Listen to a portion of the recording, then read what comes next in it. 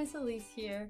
We are so sad that we can't see you each Sunday at the time being, but we want to make sure that we're continuing to learn about Jesus, and we still want to do our best to make sure we're helping you learn about Jesus. So today we're going to be reading a book called The Garden, the Curtain, and the Cross. As you know, Easter is coming up really soon, and it's a time that we learn about what Jesus did for us.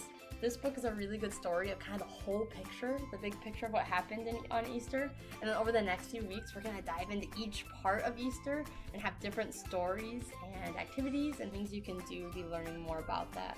So let's dive into this book.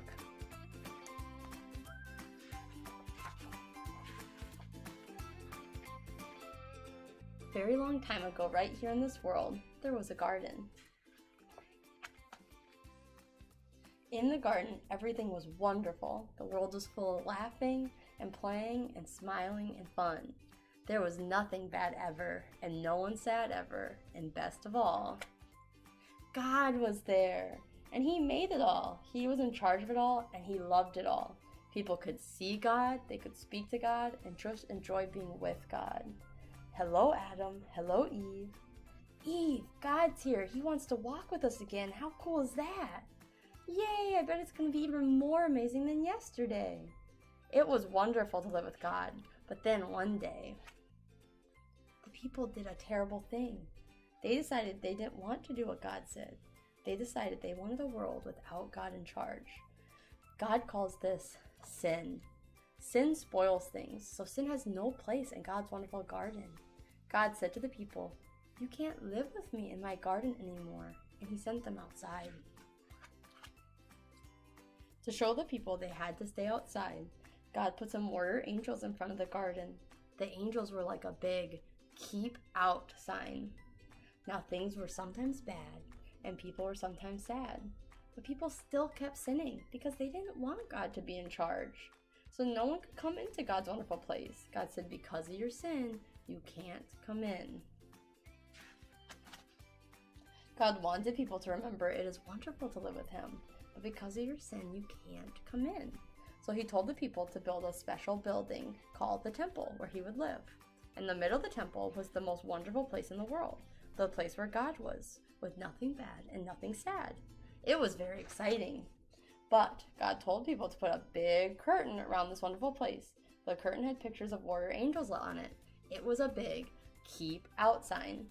For hundreds of years, the temple curtain reminded people that God said, "It is wonderful to live with Him, but because of your sin, you can't come in."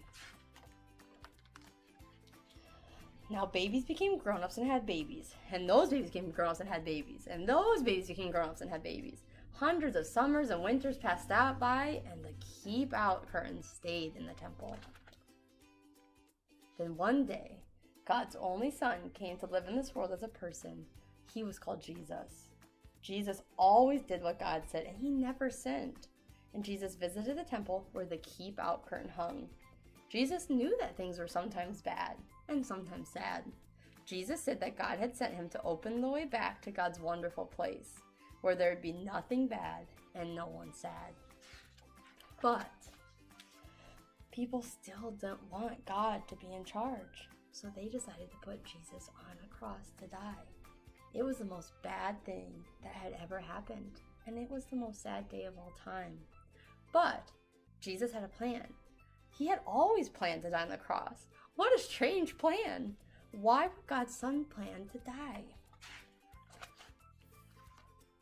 Because on the cross, Jesus took our sin. All the bad things we do, all the sad things they cause, Jesus took them all from us. And when He did, something amazing, astonishing, astounding happens. The curtain tore. God had ripped up the "keep out" sign. God's wonderful place is open again. Because Jesus died, we can go in. After Jesus died, His friends put Him in a tomb, and they were very sad. For 2 days, nothing happened. But then the next morning, on the third day, Jesus' friends went to see His body in the tomb, and it wasn't there. A little later on, Jesus' friends were all together, and suddenly, Jesus was there and He was alive. Suddenly His friends weren't sad. Now they were so happy. God had brought Jesus back to life so that he could live in God's wonderful place forever. And Jesus has sent everyone an invitation to come and live with him there too. He tells us. God says it is wonderful to live with him, but because of your sin, you can't come in. But I died on the cross to take away your sin. So all my friends can now come in, come in, come in. We can live with God forever. There will be nothing bad and no one sad. We will see God and speak to God and just enjoy being with God just as he planned. It'll be wonderful to live with him, and it's all because of Jesus. Jesus says, come on in, friends. We will say every day, thank you, Jesus, you're amazing. And you can start saying that today. This book is one of my favorites and one of my daughter's favorites too.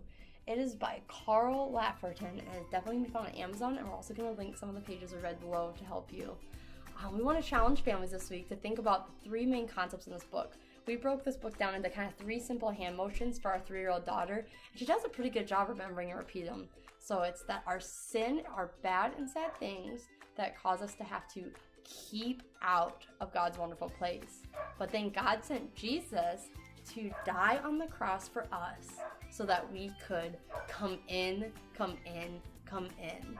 So we'd challenge you to come up with a fun song, or a poem, a rap, with those 3 concepts: the keep out, Jesus died for us so that we could come in, come in, come in. And we want you to link those to any of our pages, and we're also going to be posting one later this week too. Thank you for this time to have us read to you, and we can't wait to see you again next week.